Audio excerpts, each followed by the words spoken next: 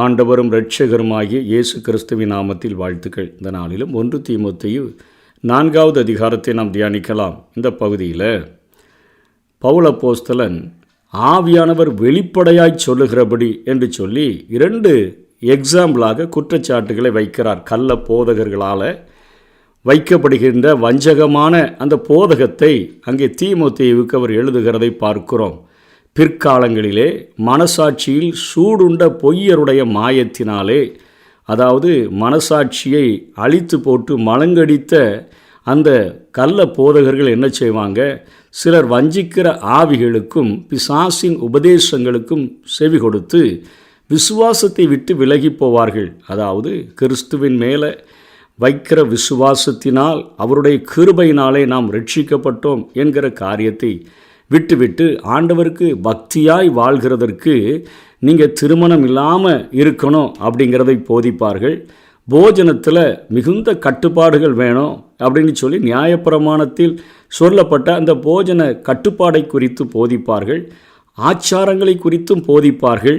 அங்கே பழைய ஏற்பாட்டிலே கடைபிடிக்கப்பட்ட எல்லா ஆச்சாரங்களையும் கடைபிடிக்க வேண்டும், அதாவது கிரியைகளினால்தான் நீதிமானாக முடியும் என்கிற காரியத்தை அவர்கள் மனசாட்சியிலே சூடுண்ட பொய்யராக இருக்கிறபடினாலே அவர்கள் பிசாசின் ஆவிகளுக்கு இடம் கொடுத்து, வஞ்சிக்கிற ஆவிகளுக்கு இடம் கொடுத்து இப்படிப்பட்ட போதனைகளை பேசக்கூடியவர்களாக இருப்பார்கள் என்று சொல்லி இங்கே எச்சரித்து பவுல் அப்போஸ்தலன் எழுதுகிறார். அதில் 2 எக்ஸாம்பிளை இந்த பகுதியில் எழுதுகிறார். விவாகம் பண்ணாதிருக்கவும், விசுவாசிகளும் சத்தியத்தை அறிந்தவர்களும் ஸ்தோத்திரத்தோடு அனுபவிக்கும்படி தேவன் படைத்த போஜன பதார்த்தங்களை விளக்கவும் வேண்டும் என்று அந்த பொய்யர் கட்டளையிடுவார்கள். அதாவது விவாகமின்மை மற்றும் அந்த உணவு கட்டுப்பாடு, இதை குறித்து இங்கே பவுல் அப்போஸ்தலன் பேசுகிறார். தேவன் படைத்ததெல்லாம் நல்லதாக இருக்கிறது, ஸ்தோத்திரத்தோடு ஏற்றுக்கொள்ளப்படுமாகில் ஒன்றும் தள்ளப்படத்தக்கதல்ல, அது தேவ வசனத்தினாலும் ஜெபத்தினாலும் பரிசுத்தமாக்கப்படும். நமக்கு முன்பாக வைக்கப்பட்ட உணவுகளை நம்ம தேவ வசனத்தின்படி அது சாப்பிடலாமா என்கிற காரியத்தை நாம் தீர்மானித்து விட முடியும். ஜெபத்தினால் நமக்கு நம்முடைய சரீரத்திற்கு தேவையானவைகள் எவைகள் என்பதையும் நாம் புரிந்து கொண்டு அது தேவனால் பரிசுத்தமாக்கப்பட்டவைகள் என்று நம்முடைய உள்ளான மனசாட்சியிலே நாம் அறிந்து கொண்டோம் என்று சொன்னால் அதை நாம் நிச்சயமாக சாப்பிட முடியும். அதனால் பழைய ஏற்பாட்டில் சொல்லப்பட்டது போல காரியங்களை நாம் அலசி பார்த்து கொண்டு ஆவிக்குரிய வாழ்வை விட்டுவிடாதபடி போஜன கட்டுப்பாட்டுக்குள்ளாக நாம் சென்றுவிடக்கூடாது என்று சொல்லி பவுல் அப்போஸ்தலன் பேசுகிறார். திருமணமின்மை, ஆண்டவருக்காக நீ பிரகாசித்து வாழ வேண்டும் என்று சொன்னால், நீ நிறைய ஆவிக்குரிய நன்மைகளை பெற்றுக்கொள்ள வேண்டும் என்று சொன்னால், நீ விவாகம் பண்ணாமல் இருந்தாதான் நீ ஆண்டவருக்கென்று பிரகாசிக்க முடியும், ஆண்டவருக்கென்று காரியங்களை செய்ய முடியும் என்கிற அந்த விவாகத்தை, திருமணத்தை நீங்கள் பண்ணக்கூடாது என்று சொல்லியே போதிக்கிறவர்கள் நிச்சயமாக பெருகி விடுவார்கள் என்கிற ஒரு மிகப்பெரிய எச்சரிப்பை ஆவியானவர் வெளிப்படையாய் சொல்லுகிறபடி என்று சொல்லியே இங்கே பவுல் அப்போஸ்தலன் போதிக்கிறார். முதல்ல நமக்கு கிறிஸ்தவ திருமணங்களை குறித்து நாம் தெளிவாக அறிந்து கொள்ள வேண்டும். இன்றைக்கு பலதார மணங்கள், அதாவது ஒரு ஆண் பல பெண்களை மணக்கிற ஒரு சொசைட்டியில் நாம் வாழ்ந்து கொண்டிருக்கிறோம். பாஞ்சாலி மணங்கள், அதாவது பல ஆடவர்களை ஒரு பெண் மணக்கிற ஒரு காரியத்தில் நாம் வாழ்ந்து கொண்டிருக்கிறோம். அப்படிப்பட்ட பாவம் நிறைந்த ஒரு சமுதாயத்தில் வாழ்ந்து கொண்டிருக்கிற, பாவங்கள் மலிந்த சமுதாயத்தில் வாழ்ந்து கொண்டிருக்கிற நம்ம இந்த காரியத்தை தெளிவாக புரிந்து கொள்ள வேண்டும். இன்றைக்கு வெளிநாட்டு மோகங்களால் ஓரின திருமணங்களும் இங்கே நடத்தப்படுகின்றன. வெளிநாட்டில் அது மலிஞ்சே போச்சு. ஆணும் திருமணம் முடிக்கிற காரியங்கள், பெண்ணும் திருமணம் முடிக்கிற காரியங்கள், அவைகள் பெருகி வரக்கூடியதாக இருக்கின்றன. திருமணம் பற்றி வேதாகமம் வெளிப்படையாக அது கூறுகிறது என்னவென்று சொன்னால், ஆதியிலே ஆணும் பெண்ணுமாக படைத்த ஆண்டவரே, ஆதியாகமம் 2வது அதிகாரம் 18 24 வரையிலும் பார்க்கிறோம். முதல் திருமணத்தை அவரே நடத்தி வைக்கிறதை பார்க்கிறோம். ஆண்டவருடைய திட்டப்படி ஆணும் பெண்ணும் திருமணம் செய்தலே முறை. அவர்களுடைய உடல் அமைப்பையும் ஆண்டவர் அவ்வாறே வடிவமைத்து உள்ளார். இதற்கு மாறான ஓரின திருமணங்கள் பாவமானவை, அவைகள் நரகத்தின் நிழலானவை. சமீபத்திய ஒரு செய்தியிலே கேட்க முடிந்தது. மேலை நாடுகளிலே ஒரு ஆணும் திருமணம் முடித்து ஒரு குழந்தையை தங்களுக்கென்று தத்தெடுத்து வளர்த்து கொண்டிருக்கும் பொழுது அந்த குழந்தை ஸ்கூலுக்கு போகிற அந்த நாட்களிலே அங்கே ஸ்கூலில் இருக்கக்கூடிய ஆசிரியர் உங்களுடைய அப்பா அம்மா பெயரை எழுதிட்டு வான்னு சொல்லி கேட்டபோது அந்த பெண் ஒரு 2 ஆண்களுடைய பெயரை எழுதி கொடுத்த போது அந்த ஆசிரியர் திரும்பவும் அந்த மகளிடத்தில் கேட்கிறார், அம்மா அப்பாவுடைய பெயரும் அம்மாவுடைய பெயரும் எழுதி கொண்டு வர சொன்னேன், நீ என்ன 2ம் அப்பா பெயரை எழுதிட்டு வந்திருக்கிறான்னு சொன்னோடனே அந்த பொண்ணு திரும்பவும் வீட்டில் போய் அவர்களிடத்தில் அப்பா அம்மா பெயரை கேட்குறாங்கன்னு சொன்னபோது அவர்கள் அங்கே இருக்கக்கூடிய ஒரு ஸ்டேஷனில் அவர்கள் கம்ப்ளைண்ட் பண்ணின போது எங்களுடைய பிள்ளையினுடைய மனதை கெடுத்து விட்டார்கள், நாங்கள் ஆண்கள் 2 பேரும் திருமணம் முடித்திருக்கிறோம், இந்த பிள்ளையினுடைய பிஞ்சு மனசை அவர்கள் இத்தனையாய் ஒரு கேள்வி கேட்க வைத்து விட்டார்கள் என்கிற காரியத்தை சொல்லி அந்த ஆசிரியர் இன்றைக்கு சிறைக்குள்ளாக அடைக்கப்பட்டிருக்கிறார். அப்படி மேலை நாடுகளிலே ஓரின திருமணங்கள் நரகத்தின் நிழலானவைகள் அங்கே காணப்படக்கூடியதாக இருக்கின்றன. அப்படிப்பட்ட சூழல்களின் மத்தியிலே வாழ்கின்ற நமக்கு வேதத்திலிருந்து கிறிஸ்தவ திருமணங்களை குறித்து நாம் தெளிவாக கற்றுக்கொள்ள வேண்டும். பலதார மனங்கள், அதாவது ஒரு பெண் ஒரு ஆண் பல பெண்களை மணக்கிற காரியங்கள் மனித குலத்தினுடைய தொடக்க காலத்திலேயே அது தொடங்கிவிட்டது என்றே சொல்ல முடியும். ஏன்னா பாவத்தினுடைய வீழ்ச்சியால் அங்கே ஒரு பலாத்காரத்துக்கு துணிந்த ஒரு லாமேக்கு என்னும் மனிதனை குறித்து அவன்தான் முதலாவது பலதார மணமகனாக வேதாகமம் அவனை காட்டுகிறது. அவன் கொடியவனும் கொலைகாரனுமாக இருந்தான் என்பதை ஆதியாகமம் 4வது அதிகாரம் 19வது வசனத்திலிருந்து 24வது வசனம் வரையிலும் நாம் கற்றுக்கொள்ள முடியும். லாமேக்கு 2 ஸ்திரீகளை விவாகம் பண்ணினான். ஒருத்திக்கு ஆதாள் என்று பெயர், மற்றொருத்திக்கு சில்லாள் என்று பெயர். ஆதியாகமம் 4:23 லாமேக்கு தன் மனைவிகளை பார்த்து, ஆதாளே சில்லாலே நான் சொல்லுவதை கேளுங்கள், லாமேக்கின் மனைவிகளே என் சத்தத்துக்கு செவி கொடுங்கள், எனக்கு காயம் உண்டாக ஒரு மனுஷனை கொன்றேன், எனக்கு தழும் உண்டாக ஒரு வாலிபனை கொன்றேன் என்று சொன்னதும் இல்லாமல் காயினுக்காக 7 பலி சுமருமானால் லாமேக்குக்காக 77 பலி சுமரும் என்றான். அதாவது முரட்டாட்டமான ஒரு பேச்சு, துணிகரமான ஒரு பேச்சு. அவனுக்கு 7 பலியை ஆண்டவர் சாபமாக கொடுத்தார்னா எனக்கு 77 பலிகளை கொடுத்தாலும் எனக்கு சாபத்தை கொடுத்தாலும் அதை குறித்து கவலை இல்லை என்று சொல்லி துணிகரமாக 2 மனைவிகளை திருமணம் முடித்துவிட்டு ஒரு கொலைகாரணமாக மாறிவிட்டவனும் இங்கே இப்படிப்பட்ட காரியங்களை பேசுகிறதை பார்க்கிறோம். இந்த வேதாகமம் ஆதியிலேயே இந்த காரியங்கள் இது தொடங்கிவிட்டது. ஆண்டவர் பலதார மனத்தை அவர் விரும்பவில்லை. ஆதாமுக்கு ஏற்ற துணையைத்தான் ஆண்டவர் உண்டாக்கினாரே ஒழிய துணைகளை ஆண்டவர் உண்டாக்கவில்லை. ஒருவனுக்கு ஒருத்தி என்பதே வேதாகமம் கூறுகின்ற ஒரு திருமண உறவாக நாம் பார்க்க முடிகிறது. வேதாகமத்தில் பலதார மனங்களில் ஈடுபட்ட அநேகரை நாம் பார்க்க முடியும். முதல் அந்த திருமணத்தின் வழியாக அவர்கள் வேதனைகளிலும் பாவத்திலிருந்தான் அவங்க வீழ்ந்து போய்விட்டார்கள் என்பதை நாம் கண்டுகொள்ள முடியும். ஆபிரகாமினுடைய வாழ்க்கையில் அவர் அங்கே சாராளை திருமணம் முடித்திருந்தார். அந்த சாராளுக்கு குழந்தை பிறப்பதற்கு தாமதித்த போது தேவனுடைய வாக்குத்தத்தமே இருந்த போதிலும் கூட அடுத்தபடியாக வீட்டு வேலைக்கார பெண்ணாகிய ஆகாரை அவர் திருமணம் முடித்து கொண்டார்.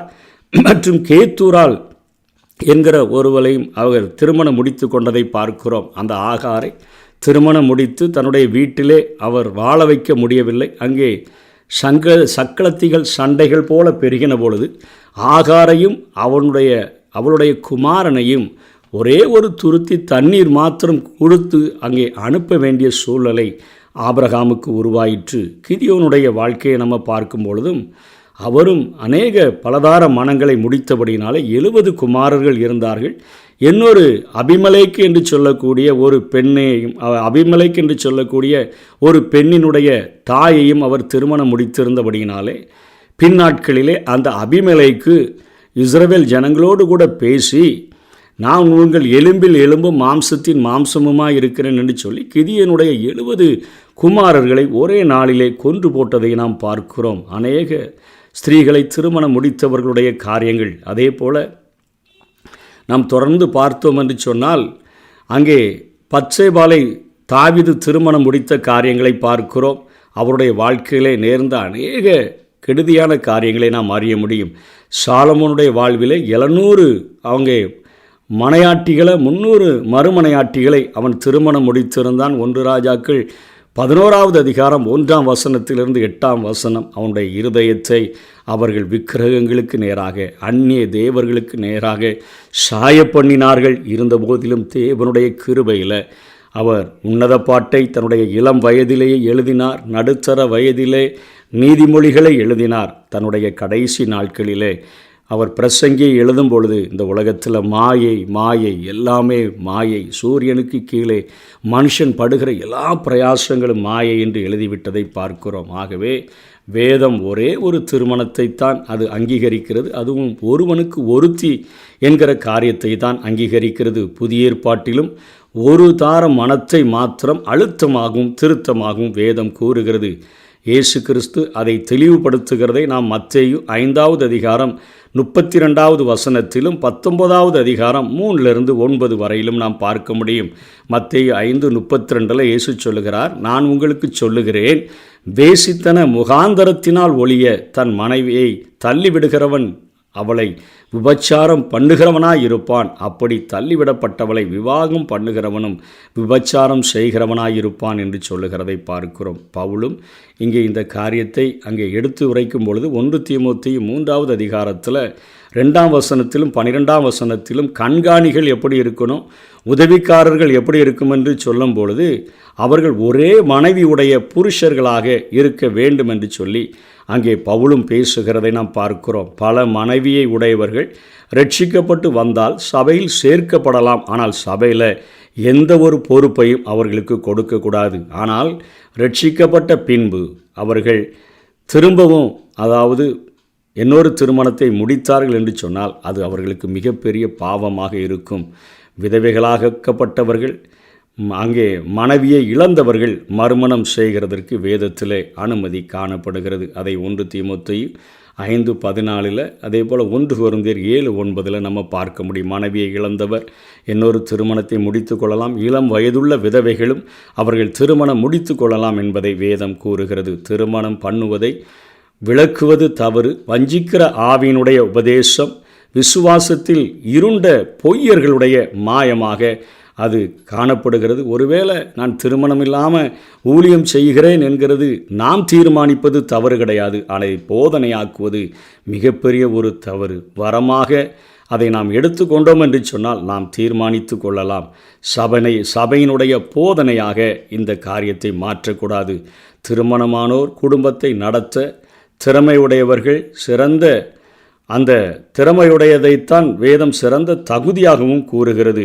ஆதியாகமம் 1:31 எல்லாவற்றையும் படைத்துவிட்டு ஆண்டவர் சொல்லுகிறார், இது எல்லாம் நல்லதென்று கண்டேன் என்று சொல்லுகிற காரியத்தை பார்க்கும் பொழுது தேவனுடைய படைப்பில் திருமணம் ஒரு நல்ல காரியமாக இருக்கும் பொழுது அதை இங்கே மனசாட்சியிலே சூடுண்ட பொய்யர்கள் அதை செய்யக்கூடாது என்று போதிக்கிறது. எத்தனை ஒரு தவறான காரியம் என்பதை புரிந்து கொள்ள முடியும். இப்படிப்பட்ட காரியங்களை பவுல் அப்போஸ்தலன் போதித்துவிட்டு ஒரு ஆவிக்குரிய பயிற்சி செய்யும்படியாகவும் இங்கே பேசுகிறதை பார்க்கிறோம். வசனம் 8 சொல்லுகிறார், சரீர முயற்சி அற்ப பிரயோஜனம் உள்ளது, தேவ பக்தியானது இந்த ஜீவனுக்கும் இதற்கு பின்வரும் ஜீவனுக்கும் வாக்குத்தத்தம் உள்ளதாகையால் எல்லாவற்றிலும் பிரயோஜனம் உள்ளது. அதாவது சரீர முயற்சி என்பது இங்கே உடற்பயிற்சியை குறிப்பிடுகிறார். உடற்பயிற்சி செய்கிறவர்களுக்கு அந்த உடலில் ஒரு நல்ல ஒரு ஆரோக்கியம் கிடைக்கக்கூடும். அவர்கள் ஒரு ஓட்டப்பந்தயத்தில் ஓடுகிறவர்கள் அல்லது மற்ற விளையாட்டு போட்டிகளிலே பங்கு பெற விரும்புகிறவர்கள் தங்கள் சரீரங்களை ஒடுக்கி கீழ்ப்படுத்தி அநேக உலகத்தினுடைய இச்சையான காரியங்களுக்கு தங்களை விலக்கி பாதுகாத்து கொள்ள முடியும். ஆனால் தேவ பக்தியாய் வாழ விரும்புகிறவர்கள் ஒரு பெரிய பயிற்சி. ஏனென்று சொன்னால் அந்த தேவ பக்திக்கு காலையிலே நாம் ஜெபிக்கிறவர்களாக, வேதத்தை வாசிக்கிறவர்களாக, பாவத்தை விட்டு விலகுகிறவர்களாக நாம் வாழ வேண்டியது இருப்பதனால் அது இதற்கும், அதாவது இந்த உலகத்தில் வாழ்கிற வாழ்க்கைக்கும் இனி வரக்கூடிய அந்த பரலோக வாழ்க்கைக்கும் அது பிரயோஜனமாக இருக்கிறபடினால ஆவிக்குரிய பயிற்சி, உடற்பயிற்சி அவசியம்தான். அது கொஞ்சம் அற்ப பிரயோஜனம், கொஞ்சம் அது நமக்கு உதவுகிறது. ஆனால் முழு பிரயோஜனம், எல்லாவற்றிலும் பிரயோஜனமாக இருக்க வேண்டியது ஒரு ஆவிக்குரிய பயிற்சி. அதை ஒவ்வொரு விசுவாசியும் செய்யணும். இந்த வார்த்தை உண்மையும் எல்லா அங்கீகரிப்புக்கும் பாத்திரமுமாக இருக்கிறது என்று சொல்லுகிறார். இப்படி நாங்கள் செய்கிறதுனால பிரயாசப்படுகிறோம், நிந்தடைகிறோம். ஏன்னா உலகம் அனுபவிக்கிறதுக்கு தான் பிறந்திருக்குதுன்னு சொல்லி போதிக்கிறவர்கள் இருக்கிறார்கள். ஆகவே எங்களை பார்த்து ஒருவேளை என்னவும் சொல்லலாம், சாமியாரை போல் வாழ்கிறாங்களே, உலகத்தை அனுபவிக்க தெரியாமல் இருக்கிறாங்களேன்னெலாம் சொல்லலாம். ஏனெனில் எல்லா மனுஷருக்கும் விசேஷமாக விசுவாசிகளுக்கும் இரட்சகராகிய ஜீவனுள்ள தேவன் மேலே நாங்கள் நம்பிக்கை வைத்திருக்கிறோம். அதனால் பிரயாசப்படுகிற நேரங்களில் நிந்தைகள் எங்களுக்கு உண்டாகிறது என்று சொல்லுகிறார். அதனை குறித்து சொல்லிட்டு, இவைகளை நீ கட்டளையிட்டு போதித்து கொண்டிரு. உன் சபையின் மக்களுக்கு இந்த விவாகமின்மைன்னு சொல்லி பேசுகிறாங்களே, இது கள்ள உபதேசம் என்பதை சொல்லு. அதே போல் போஜன பதார்த்தங்கள் ஜெபத்தினால் வேண்டுதலினால் இது தேவனுக்கு பிரியமான ஆகாரமா இல்லையா என்பதை கண்டுகொண்டு நாம் அதை போஜன பதார்த்தங்களை எடுத்துக்கொள்ள முடியுமே, ஆகாரத்தை சாப்பிட முடியுமே, அதையும் நீ கட்டளையிட்டு அவர்களுக்கு போதித்து கொண்டிரு என்று சொல்லுகிறார். உன் இளமையை குறித்து ஒருவனும் உன்னை அசட்டை பண்ணாதபடிக்கு இளம் வயதிலேயே ஒரு எபேசு சபையினுடைய தலைமை பொறுப்பிற்கு வந்த அந்த தீமோத்தேயுவுக்கு ஒரு எச்சரிப்பாக சொல்லுகிறார். நீ வார்த்தையில், நடக்கையில், அன்பில், ஆவியில், விசுவாசத்தில், கற்பில் விசுவாசிகளுக்கு மாதிரியாக இரு. பெண்களுக்கு மாத்திரமல்ல, ஆண்களும் கற்போடு கூட வாழ வேண்டும் என்கிற காரியத்தை நீ விசுவாசிகளுக்கு உன் வாழ்க்கையில், வார்த்தையில் கூட, நடக்கையில் கூட, அன்பில், ஆவியில், எல்லாவற்றிலும் நீ மாதிரியாக இருக்க வேண்டும். நான் வருமளவும் வாசிக்கிறதிலும், அந்த நாட்களில் தொகுக்கப்பட்ட வேதாகமம் இல்லை, அந்த நாட்களில் நிருபங்கள் காணப்பட்டது. அவைகளை வாசிக்கிறதிலும், புத்தி சொல்லுகிறதிலும், உபதேசிக்கிறதிலும் ஜாக்கிரதையாயிரு. மூப்பராகிய சங்கத்தார் உன் மேலே கைகளை வைத்த பொழுது தீர்க்க தரிசனத்தினால் உனக்கு அளிக்கப்பட்ட வரத்தை பற்றி வசதியாகிறாதே. அந்த நாட்களில் அங்கே மூப்பராகிய சங்கத்தார், அதாவது ப்ரீஸ்ட் என்று சொல்லுகிறோமே, சபையினுடைய மேய்ப்பர்கள் உன் மேலே கைகளை வைத்தபோது தீர்க்க தரிசனத்தினால் உனக்கு என்னென்ன வரங்களை குறித்து பேசினார்களோ அதை குறித்து அசதியாயிராத. நீ தேறுகிறது யாவருக்கும் விளங்கும்படி இவைகளையே சிந்தித்து கொண்டு இவைகளிலே நிலைத்திரு. அதாவது உனக்கென்று சொல்லப்பட்ட அந்த தீர்க்க தரிசன வரங்கள் உன்னிலே விளங்கும்படியாக அவைகளை சிந்தித்து கொண்டு அவைகளில் நிலைத்திரு. உன்னை குறித்தும் உபதேசத்தை குறித்தும் எச்சரிக்கையாயிரு. மற்றவங்களுக்கு தான் உபதேசம், எனக்கு இல்லைன்னு சொல்லி இருக்காத.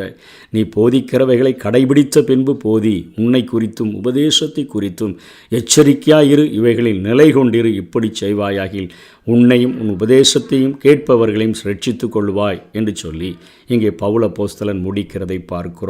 ஆகவே திருமண காரியங்களை குறித்தவைகளை நாம் தெளிவாக அறிந்து கொண்டு அதனை புரிந்து கொண்டு இந்த உலகத்தில் சத்ருவினால் உண்டாக்கப்பட்ட பலதார மனங்களை ஆதரிக்காதபடி, பாஞ்சாலி மனங்களை ஆதரிக்காதபடி, ஓரின மனங்களை ஆதரிக்காதபடி, வேதம் சொல்லுகிற ஒருவனுக்கு ஒருத்தி என்கிற காரியத்திலே நாம் வாழ்ந்து குடும்பத்தை நன்றாக நடத்துகிறவர்களாக இருந்து நாம் சபைக்கும் சமுதாயத்துக்கும் மாதிரிகளாக வாழுவோம். கர்த்தர் தாமே நம்மை ஆசீர்வதிப்பாராக. ஆமென்.